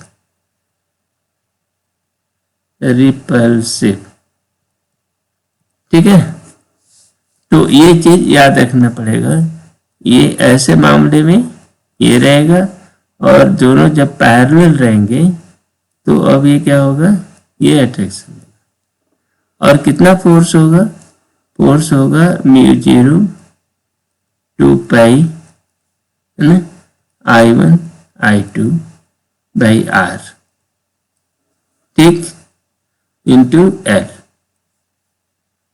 ठीक है ना। F की मात्रा इतनी हो, इस 2 पाई को बेसिकली ये क्या है, 2 टाइम μ0 बाई 4 पाई, ठीक है ना, I1 I2 by R into L, यानी वो तार की लंबाई। तो ये जो फोर्स है ये इतना लगेगा, ये फोर्स भी याद करके रख लो तो ये अच्छी बात है, ठीक है ना। अच्छा, 2 गुणित μ0 बाई 4 पाई, इसी के आधार पर एम्पियर ने एम्पियर की परिभाषा दिया था, ये आई करंट क्या है, ठीक है ना। तो ये देखो ट्वाइस μ0 बाई 4 पाई, इसकी वैल्यू को 2 गुणित 10 पर -7 घात, है ना, ये इतना होते हैं, मतलब μ0 बाई 4 पाई की वैल्यू 10 पर -7 घात होती है, ठीक है।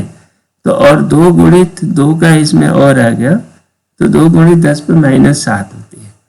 तो यहाँ पर देखो, यदि I1 1 एम्पियर हो जाए, I2 भी 1 एम्पियर हो जाए, R की दूरी 1 मीटर कर दें, और ये तार की परस्पर लंबाई L है, म्यूचुअल लंबाई L है, L इक्वल टू 1 मीटर कर दिया जाए, तो ये फोर्स की मात्रा कितनी हो जाएगी, 2 गुणित 10 पर -7 हो गई, ठीक है ना।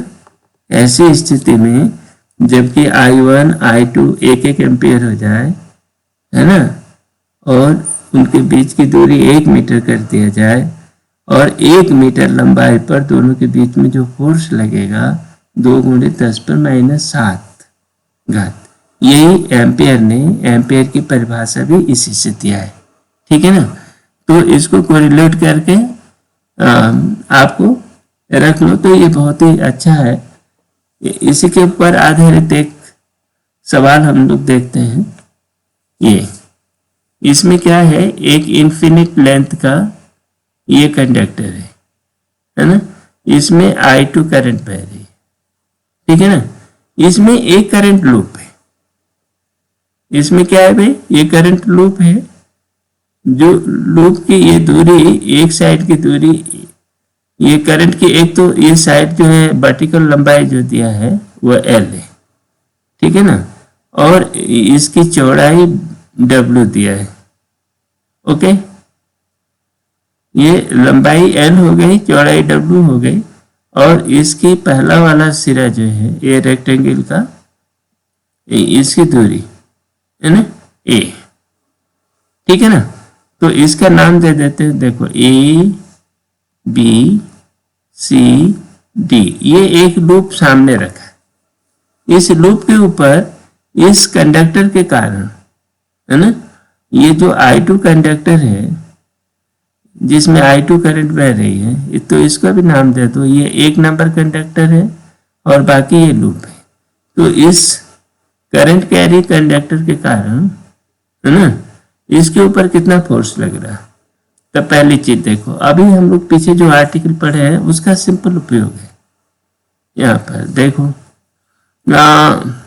Force F acting on side A B, देखो भाई यहाँ पर आप बिल्कुल साफ साफ देख रहे हो, ये क्या है, पैरेलल है, ये एंटी पैरेलल है, इसमें करंट जो है एंटी पैरेलल है, ठीक है ना। तो इसमें फोर्स क्या होगा, रिपल्सिव होगा, ऐसे होगा, ठीक है। और ये देखो ये पैरेलल है तो ये अट्रैक्शन, लेकिन ए बी साइड ये कंडक्टर जो सोर्स है मैग्नेटिक फील्ड का उसके पास है, I2 के पास है, तो इसलिए यहाँ ए बी पर फोर्स ज्यादा लगेगा।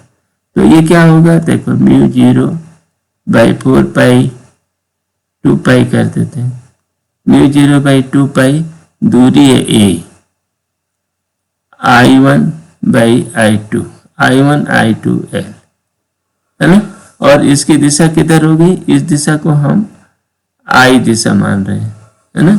तो इसकी दिशा हो जाएगी I की, हम लोग पीछे इसकी गणना कर लिए हैं इसीलिए इसकी बारीकी में हम नहीं जा रहे हैं, ठीक है ना। ये एक नंबर। उसे दूसरी तरह the force acting on CD, force acting on CD, branch CD पर क्या होगा भाई, वो भी होगा, देखो ये अट्रैक्शन होगा, पैरेलल होने के कारण attractive, 2 pi A, I plus W हो जाएगा, ठीक है ना, क्योंकि दूरी बढ़ गई है, यहां से दूरी A प्लस W हो गया, I1I2 इंटू L, ये भी I दिशा में होगा लेकिन माइनस I दिशा में होगा, है ना, ये अट्रैक्शन।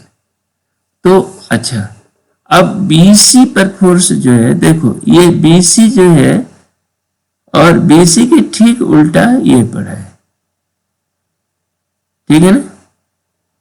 तो देखो कोई भी एक एलिमेंट यहां पर कल्पना करो, उसका ठीक विपरीत यहां पर AD में एक एलिमेंट मिलेगा और उसमें करंट क्या हो रही है, नीचे बह रही है। तो इसमें और मैग्नेटिक फील्ड यहाँ क्या है, यहाँ जो B1 है वही मैग्नेटिक फील्ड B1 यहाँ भी है, ठीक है ना, इस जगह पे दोनों ऑपोजिट फेस पर मैग्नेटिक फील्ड सिमिलर है, तो इसलिए एक दूसरे को वो कैंसिल कर देंगे।